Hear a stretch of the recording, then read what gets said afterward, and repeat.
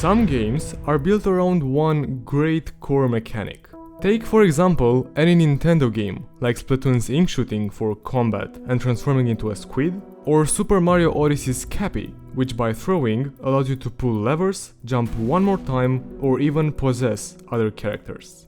In fact, building your game around one concept and leveraging its potential through complementary rules and systems is one of the foundational pillars of game design. Some games take full advantage of their core mechanic and don't use it exclusively for gameplay purposes, but to set the atmosphere or to tell a story. The Medium, a 2020 psychological horror game, does that well through the concept of two worlds. That brings us to the 100 points question. How does this dual reality system support and frame the story? To approach this properly, it's necessary we understand how the dual reality and story relate to each other. First of all, let's try to get a grasp on what the game is about. Mainly, you play as Marianne, a spirit medium who helps the souls of the dead find peace and transition to the beyond world. It's time to get some rest. She also has the special ability to travel between the real and spiritual dimensions, the latter being where the broken spirits reside. The game puts Marianne in interaction with many characters, most of whom are inhabitants of the world of spirits. And this is where the captivating part begins, because the story of some characters starts in the real world with clues about who they were, and gets completed in the spiritual world, where the dialogue takes place. According to Bloober team, showcasing two worlds simultaneously is our primary philosophy, designed to further enhance the story.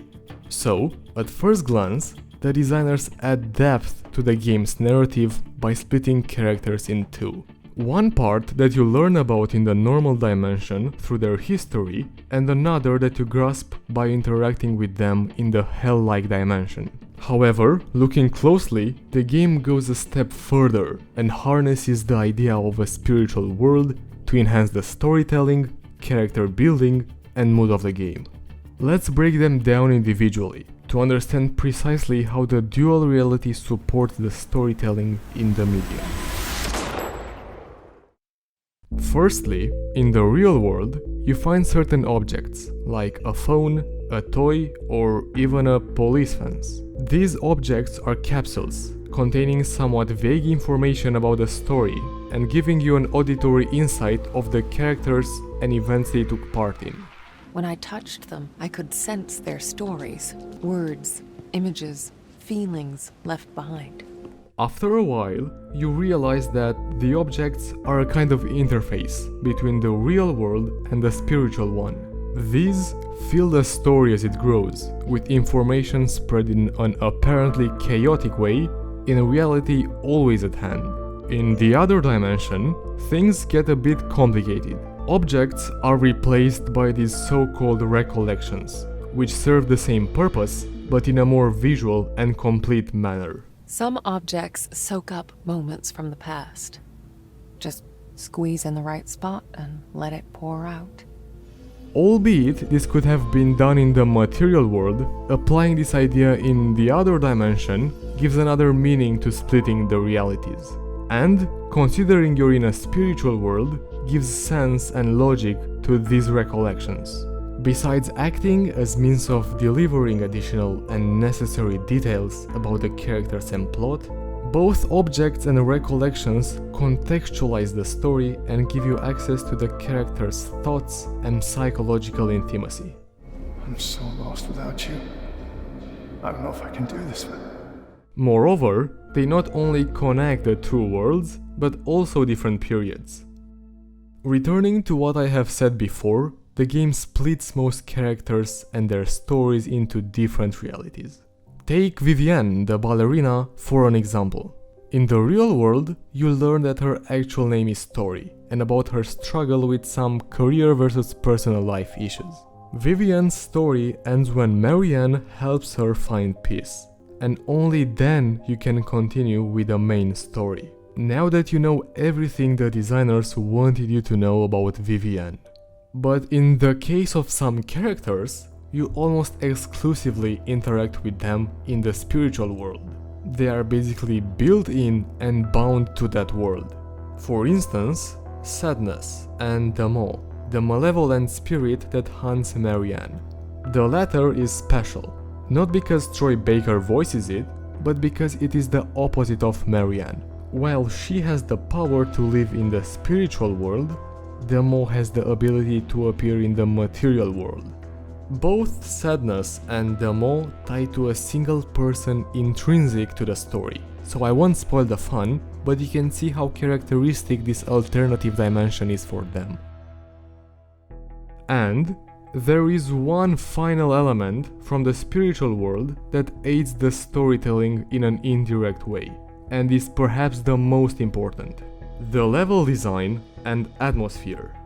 At first, the Niva Resort, an abandoned vacation spot, looks like it's built from skin and bones, torn down and ready to collapse, which could be a reference to whatever happened there. Later, when you discover the stories of the characters that died in the Niva massacre, corpse-like structures and stretching hands emerge from the walls. As Marianne herself mentions, those represent the broken spirits of the victims. This achieves a double goal. Firstly, it tells you early on that something terrible has happened in the Niva Resort. And secondly, it goes to show the despair and helplessness of those victims. The ambience of the spiritual space also plays an important role in setting an expectation and feeling. The main narrative of the game leaves room for the personal stories of the characters, whose developments in the game change the environment and, consequently, the mood. This is best reflected in the spirit world, which seems to be the most susceptible to reshape. A worsening situation of a character adds a new layer to the already installed feeling of desolation. According to the developers, the dual reality mechanic also promotes taking in the atmosphere itself. In one world, we can be in a seemingly safe location, but players will be in two worlds at once, so we never really know if something is lurking in the other reality. The always misty, dark, and hell-like mood of the spiritual world builds tension, a feeling of mystery, and from an engagement standpoint, makes you wonder what's next. And throughout the game, from the beginning to the end, you experience the feeling that you are witnessing the crooked closing of a catastrophic circle. The medium goes a long way to make use of its core mechanic as well as they possibly could. The developers were aiming for solid and logical gameplay, so they gathered everything their imagination let at their disposal. And thus, the insinuating level design and ambience that instill a certain feeling in the player's mind. All the subtle details, all the intricate puzzles and credible recollections, all that clever character building with multiple perspectives. Everything was put there to tell the story better and to justify and give meaning to this split world's perspective. This game is a great example of how you can wrap other game elements around one great and versatile mechanic, and leverage them to bring a unique experience to the player.